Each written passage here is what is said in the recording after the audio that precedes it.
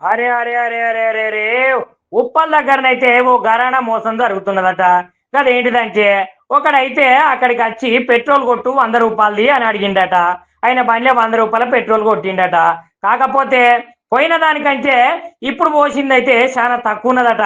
ఇక ఆ మోసాన్ని ఆయన గ్రహించి ఏం చేసిండట అంటే, ఏం పెట్రోలు తక్కువ పోస్తున్నారు, ఏమన్నా ట్యాంపరింగ్ మిషన్ గిట్లా పెట్టిర్రా ఏంది అని ఆయన అన్నుడితోటే అక్కడ ఉన్నటువంటి పని చేసేటోళ్ళు ఎవరైతే ఉంటారో కొంచెము తడబాటు అయినరట.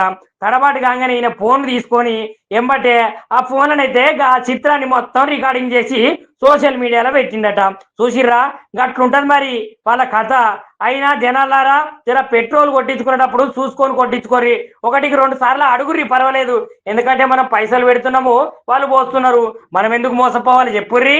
బరాబరి ఖచ్చితంగా అడగాలి. ఇది ఎక్కడ జరిగిందంటే ఉప్పల్ దగ్గర ఉన్న భారత్ పెట్రోలియంలోనైతే జరిగిందట.